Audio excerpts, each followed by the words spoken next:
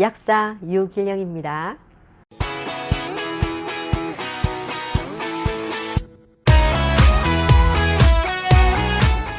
장은 우리 몸의 면역의 한 70%를 구성하고 있습니다. 그래서 장이 건강해야 우리 몸이 건강하다고 할 수 있죠. 옛날부터 있잖아요. 장이 건강해야 우리 속담에 우리 몸이 건강하다고 이렇게 얘기한 저희 선조들의 지혜가 정말 새삼 새롭습니다. 그 의성이라 그러죠. 의학의 그 최고의 성인이라고 일컬어지는 히포크라테스는 모든 질병의 시작이 바로 장에서 시작된다고 합니다. 그와 똑같이 지금 현대에 일어나는 질병의 한 90%가 장에서 비롯되고요.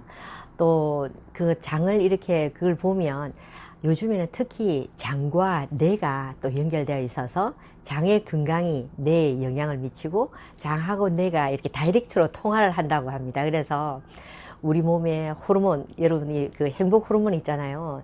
세로토닌을 만드는 것도 한 85%가 장에 의해서 만들어지고, 그렇기 때문에 신경 전달 물질이라든지 가바, 또 세로토닌, 또 도파민 같은 그런 물질들이 장에서 비롯되어서 만들어집니다. 그래서 우리의 그 정신까지 컨트롤할 수 있는, 그러니까 무드라든지 정신 컨디션, 우울증, 또 여러분이 왜 치매 있잖아요. 알츠하이머, 파킨슨까지 요즘 장하고 연결되어 있습니다. 그래서 장이 인체에 정말 많은 영향을 끼치고 있는 것을 알 수 있는데,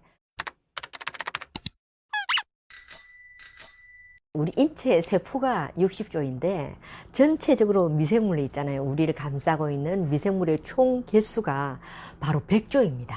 그래서 보면 사람이 어떻게 보면 미생물에 둘러싸여 있어서 주인이 마치 미생물이 집을 지키고 있고 우리가 인체가 마치 이렇게 두부살이 하는 것처럼 그렇게 느껴질 수 있어요. 그래서 이 그 미생물의 그 컨디션이 굉장히 중요한데 이것을 바로 마이크로바이옴이라고 총칭합니다. 즉 우리 인간의 몸에 기생해서 사는 미생물의 총 그 합을 말하는 것인데요. 빌 게이츠, 마이크로소프트사의 빌 게이츠는 얘기했습니다. 요즘 가장 핫한 이슈가 면역 항암제, 그리고 또 치매 치료제, 그리고 마이크로바이옴이 될 것이라고 얘기는 했습니다. 그래서 우리나라에서도 한 10년간 한 1조 정도의 예산을 들여서 그 마이크로바이옴에 대해서 굉장히 연구를 하고 있고요. 이게 바로 크로닉 디지즈, 즉 우리 몸의 만성 질환을 일으키는 대부분의 원인이 또 요즘에 마이크로바이옴에 대해서 연구를 통해서 차츰 밝혀지고 있습니다. 그래서 우리 몸에 그 좋은 세균, 즉 유익균과 그 다음에 유해균이 있어요. 그래서 그 두 상태가 어떻게 밸런스를 하느냐에 따라서 우리 인체의 면역을 면역이 좋은지, 그 다음에 면역이 또 떨어지는지 특히 알 수 있죠. 특히 요즘 그 코로나19로 우리나라가 전 세계 코로나19 환자가 제1위로 있잖아요. 이렇게 하고 있을 때 인체의 면역력이 가장 중요시 됩니다. 즉 면역이 건강한 사람들은 코로나 바이러스가 있는데도 불구하고 감염되지 않고, 면역이 약한 사람은 3차까지 이제 백신을 맞고도 또 이렇게 감염이 되고, 그 속도가 이렇게 파급적으로 늘어난 것은 그만큼 있잖아요. 우리의 면역력이 취약하다는 것을 보여주고 있습니다. 그러면 우리 인체는 이 많은 그 100조의 미생물이 어디서 이렇게 살고 있는지 궁금하시죠? 예, 우리 몸을 둘러싸고 있는데, 예를 들어서 여러분 우리 숨을 쉬는 이 코로 있잖아요. 코 점막을 통해서도 미생물이 살고 있고, 또 입으로 들어오면 구강, 또 입천장, 그 다음에 인후, 그 다음 소화기계, 위장, 소장, 대장 하면서 내려가면서 소화기계도 많은 미생물이 존재하고 있고요. 우리가 그거 하는 피부 있잖아요. 우리 몸을 이루고 있는 밖에 피부도 마이크로바이옴, 즉 미생물이 가득 이렇게 존재합니다. 그런데 이 생물이 우리 몸에 좋은 영향을 끼칠 수도 있고 또 악영향을 끼칠 수 있죠. 그런데 가장 많은 미생물이 존재하는 곳이 바로 인체의 우리 몸의 장입니다. 장에 우리 그 미생물이 한 38조 정도 머물고 있으면서 우리의 컨디션을 아주 조절하고 있습니다. 그래서 때로는 이 마이크로바이옴이 스트레스라든지 여러분이 또 특히 요즘 코로나19로 뭐 항생제라든지 항바이러스제 많이 드시잖아요. 약물을 드신다든지 또 이제 몸이 피곤하다든지 또 그 여러분이 식습관이 있잖아요. 다이어트 식습관이 가공 그 음식물을 많이 드신다든지 또 그 방부제가 많이 드신 요즘 특히 인스턴트 식품 많이 드시잖아요. 인스턴트 식품이라든지 또 이제 미리 조리된 음식들 그런 걸 드신다든지 또 운동을 너무 안 하고 그냥 먹기만 먹고 앉아서 있다든지 이러면 이런 것이 다 영향이 되어서 장 건강에 굉장히 영향을 줍니다. 근데 장이 좋아하는 그런 식이는 어떤 것일까요? 여러분 뿌리 채소 있잖아요. 뭐 우엉이라든지 또 그 이눌린 돼지 감자라든지 또 그 식이섬유가 많이 드는 뭐 야채 같은 거, 치커리 이런 게 우리 장 건강에 굉장히 좋아요. 그래서 이런 걸 많이 드시고 또 이제 그 편안한 수면 있잖아요. 수면을 잘 하신다든지 이렇게 하면 장 컨디션이 이게 조절될 수 있는 게 많죠. 그리고 이제 장과 관계된 그러면 질환을 이렇게 한번 살펴보면 현대인이 많이 앓고 있는 우울증 또 자폐증 정신과적으로는 이런 게 있고요. 그 다음에 이제 만성염증, 암도 여러분 만성염증의 일종이잖아요. 그래서 암과도 그 미생물 그 컨디션이 굉장히 영향을 받고 돼 있고 요즘 특히 비만, 그죠? 비만은 퍼미큐텟에서 그런 그 세균이 많이 있을 때 보러 우리가 이제 비만으로 될 수 있는 그런 체질로 있잖아요. 될 수가 있죠. 그래서 비만은 특히 그 성인병과 또 연관이 되고 성인병 하면 여러분 당뇨 또 이제 대사성 질환 있잖아요. 심장 질환 이런 거 다 관계가 있습니다. 그리고 뇌 쪽으로 이렇게 올라가면 치매라든지 알츠하이머, 파킨슨 병과도 연결이 되고 이래서 정말 우리 그 장이 우리 몸의 인체에 얼마나 중요한지 갈수록 이렇게 더 많은 그 영향을 미치고 있습니다. 그래서 우리 현대인들이 특히 이제 그 스트레스라든지 그 다음에 요즘처럼 이렇게 바이러스가 이렇게 들어오고 이렇게 하면 장 점막이 쫀쫀하게 짜여져서 세균이라든지 미생물이 침입할 수 없는 그런 건강한 그 점막 상태가 되어야 되는데 이런 게 이제 여러 가지 요인에 의해서 환경적인 요인도 있고요. 그 다음에 이제 독소라든지 뭐 이런 게 많이 우리 몸에 유입이 되면 이 상태가 느슨해지면서 그 틈이 벌어지게 됩니다. 그것을 바로 리키 것 신드롬에서 장누수 증후군이라고 병명이 이렇게 붙어 있어요. 그렇게 이렇게 되면 세균이 우리 몸에 장에서 건강하게 막을 형성해서 세균이 우리 그 장 속으로 흡수가 되지 않아야 되는데 이게 그 틈새로 있잖아요. 세균이 이렇게 들어와서 인체에 있잖아요. 혈액에 감염을 일으키고 이렇게 되면서 만성 증후군, 피로 증후군이라든지 또 뭐 알러지, 또 뭐 피부에 트러블 같은 것들 일으키기도 하고 뭐 변비나 설사, 그 다음에 이제 뭐 숙면까지 있잖아요. 잠도 이렇게 편안히 잘 수 없는 그런 상태도 이렇게 하고 또 장에 있잖아요. 가스 같은 거를 많이 채워서 또 뭐 때로는 복통을 일으키기도 하고 불편하기도 하고 때로는 또 변비로서 있잖아요.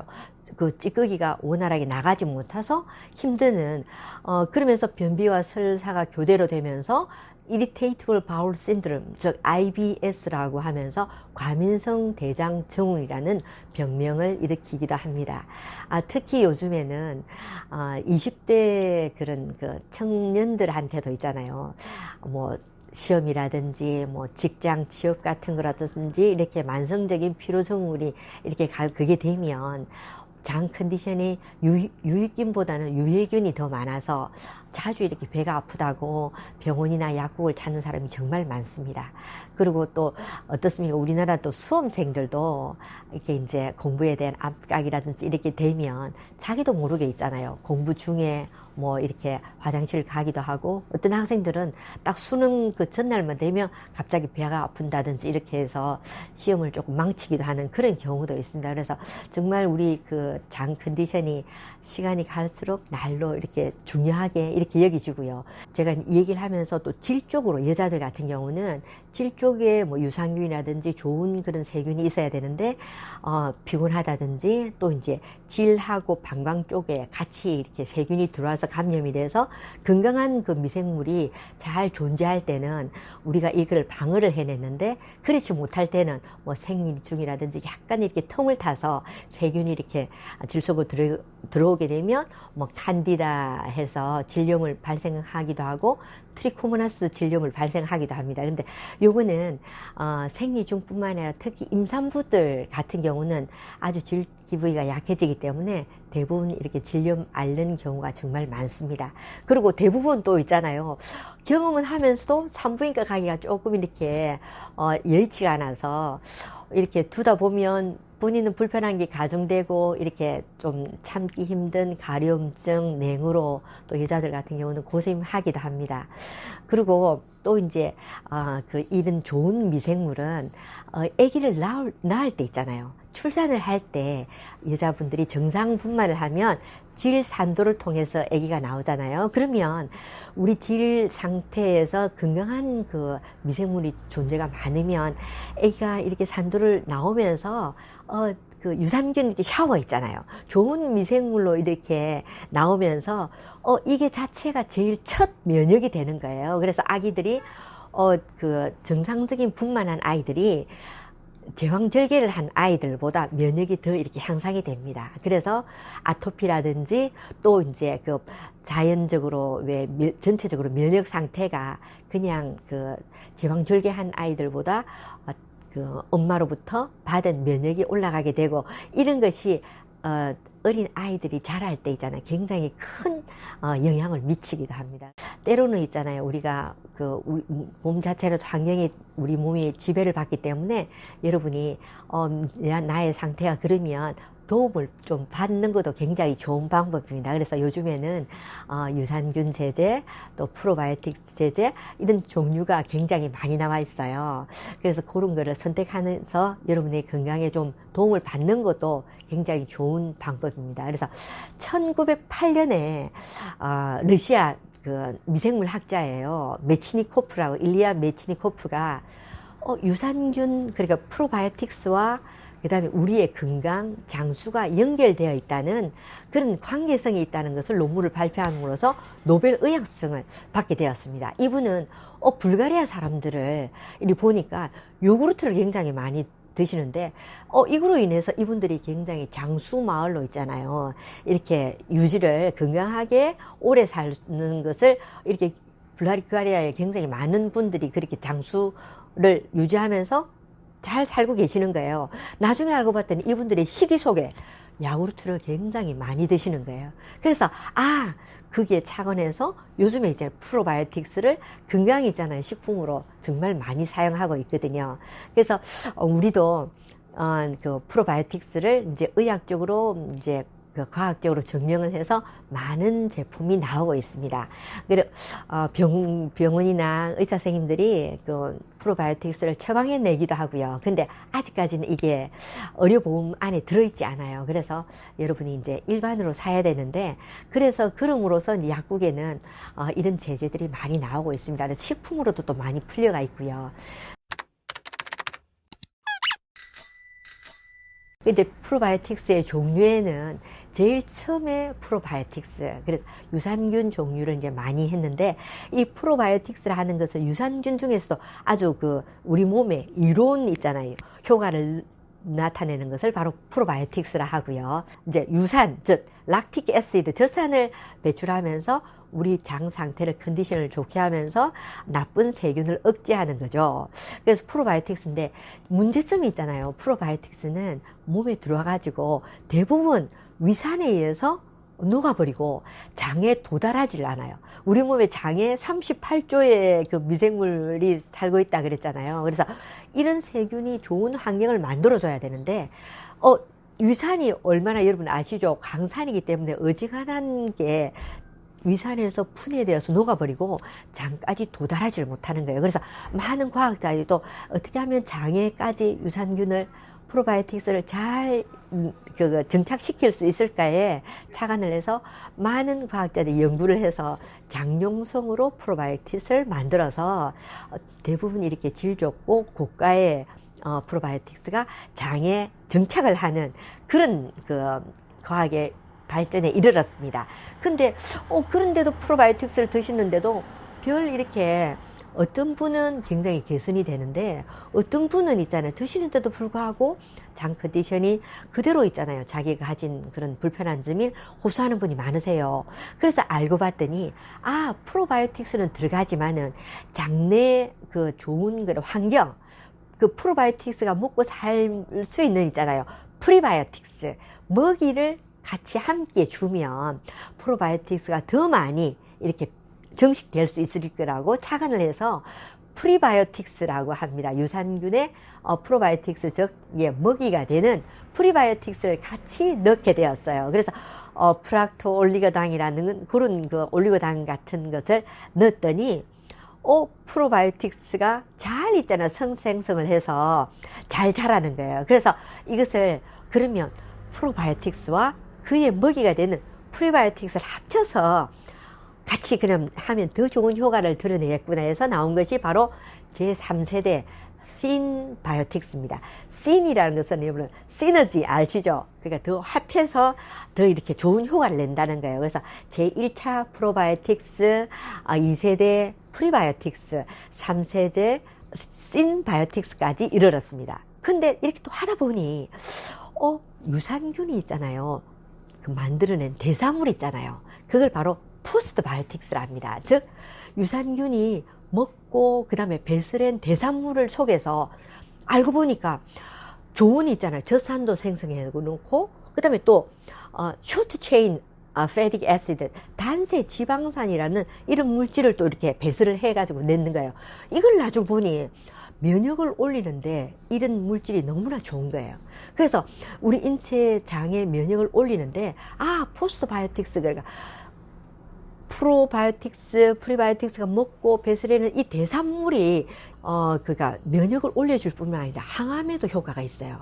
그래서 암 환자들의 이렇게 분변 상태를 보면 나쁜 있잖아요. 그런 그 암을 특별히 어떤 그 대장암을 예를 들어서 일으키는 사람의 분변을 보면 대장암을 일으킬 수 있는 그런 미생물이 많이 존재한다는 거예요. 그래서 그런 상태에 있는 사람을 이런 좋은 대사산물이 있는 것을 다시 이식을 해서 봤더니 그런 숫자가 엄청 이렇게 줄어드는 거예요. 그래서 그러면 이런 그 대사산물까지 넣어서 더 아이디얼한 프로바이오틱스를 만들면 어떨까? 이렇게 과학자들이 이르러서 그걸 바로 포스트 바이오틱스라는 이름을 명명하게 되고 제4대 그 마이크로바이옴 속에서 아주 좋은 프로바이오틱스를 칭하게 됩니다. 그래서 1세대 프로바이오틱스, 2세대 프리바이오틱스, 그리고 3세대 신바이오틱스, 4세대 포스트바이오틱스에서 이런 좋은 그런 우리 미생물 환경을 만드는 것을 다 해서 이제는 그러면 이 좋은 것을 다 함께 모아서 먹으면 우리 인체에 얼마나 좋은 그런 장 컨디션 환경을 만들어낼 수 있을까. 정말 연구해서 오늘의 과학이 이렇게 이르게 되었고요. 그러면 어떻게 유산균을 더 좋은 프로바이오틱스를 골라야 될까? 그 기준 한번 궁금하시죠? 사실은 그게 굉장히 제일 중요합니다. 저희도 약국을 하다 보면 많은 분이 이렇게 여쭤봅니다. 어떤 약사님, 어떤 거를 골라야 될까요? 요즘 이렇게 다 너도 나도 먹으니까 다 먹고 싶은데 어떤 기준에 따라서 먹으면 좋을까요? 하고 물어보시거든요. 그럼 저는 이렇게 얘기합니다. 어떤 회사에서 만들어졌는지 우선 이런 유산균 프로바이오틱스를 전문으로 있잖아요. 만드는 회사. 그런 회사를 선택하시라고 이렇게 드리고요. 그다음 두 번째는 이 프로바이오틱스를 드셨을 때 위를 통과하고 우리 몸에 정말 필요한 있잖아요. 장을 튼튼하게 할 수 있는, 그리고 장에 잘 세팅을 해서 흡수도 잘 되고 또 거기서 먹어서 배양이 잘 되어서 있잖아요. 자기가 먹은 것을 충분히 그 좋은 환경을 만들 수 있고 또 포스트바이오틱스에서 그 대산물이 만들어낸 건강한 면역체까지 가지고 있는 이런 아주 아이디어한 프로바이오틱 드신다면 일석 뭐 3조, 4조까지 될 수 있겠죠. 그러니까 그런 걸 드시면 좋고요. 그리고 특히 위산이라든지 담즙산해서 분해가 되지 않아야 돼요. 그렇게 보통은 이렇게 걷지를 못하고 장까지 도달한다고 얘기는 하지만 실제적으로 이렇게 드셔서 장이 아니고 위에서 분해되어 버리고 이렇게 제대로 세팅이 안 되면 아무리 좋은 걸 먹어도 효과를 낼 수가 없잖아요. 그래서 그게 위산이라든지 담즙산에서 분해가 되지 않는 것을 한번 챙겨 보시고요. 그 다음에 또 중요한 것은 생산 라인이 또 중요합니다. 정말 그전에는 이런 것까지는 있잖아요. 아주 전문적인 거라서 공개되지도 않았어요. 그렇지만은 이런 좋은 환경에서 예를 들어서 생산 라인이 유산균만 특이하게 이런 프로바이오틱스만 한 그 생산 라인을 하는 라인에서 만들어진 것은 훨씬 질적으로 있잖아요. 그 유산균 그 컨디션이 잘 유지가 되는 거예요. 유산균이 때로는 이 컨디션을 잘 조절하기 위해서 약국에서 때로는 여름에는 이제 냉장고에 보관하기도 하고 또 이렇게 더위와 햇볕을 차광을 보관하기도 하고 아유 통에다가 있잖아요. 냉장 보관 이렇게 아주 지시를 내리기도 합니다. 그만큼 유산균이 온도 차라든지 이런 데 민감하다는 거예요. 근데 그런 좋은 환경을 이렇게 만들어주면 이게 습도라든지 그 다음에 유산균이 생존을 해서 우리 장에까지 내려가서 잘 살아서 우리 몸에서 활동을 잘 할 수 있도록 그렇게 숫자도 보관이 잘 돼야 된다는 거예요. 그래서 유산균에 보통 이렇게 보면 살고 있는 그 유산균 생균 수를 표시하게 되어 있습니다. 때로는 뭐 10억 마리가 들었습니다. 요즘에 그 약국에서 이렇게 나오는 거 어떤 거는 50억 마리를 보관합니다. 또 어떤 거는 100억 있잖아요. 제일 최대한 기준이 100억이에요. 그래서 100억을 보장한다고 되어 있는데 정말 100억을 보장할 수 있는가? 처음에는 100억이라 해놓고 나중에 시간이 지나면 있잖아요. 유효기간 끝날 때 되면 100억이 아니라 10억이 된다면 우리가 그저 체크를 할 수 없잖아요. 근데 그게 정말 중요하거든요. 왜 그런가 하면 나의 가장 중요한 장에서 살아서 끝까지 보존이 잘 돼야지 좋은 제품이라 우리가 먹고 효과를 보잖아요. 그래서 그런 걸 하려 그러면 꼼꼼히 나의 그 유산균 살아있는 개수가 몇 개까지 보장을 하고 유효기간이 지날 때쯤 돼도 정말 그때까지 잘 살아서 나에게 이렇게 보장을 해줄 수 있는가 꼼꼼히 챙겨보시고요. 요즘에는 너무 이렇게 나라에서 그래도 잘 되어 있어서 그걸 표기를 하게 되어 있습니다. 그래서 표기를 보시고 그 다음에 우리 몸에 이렇게 소화기관에도 도움이 주고 또 이렇게 여러분이 믿을 만한 회사인지 그거를 한번 체크해 보시고 하는 것이 나의 건강, 즉 나가 내 건강을 지키는 주인입니다.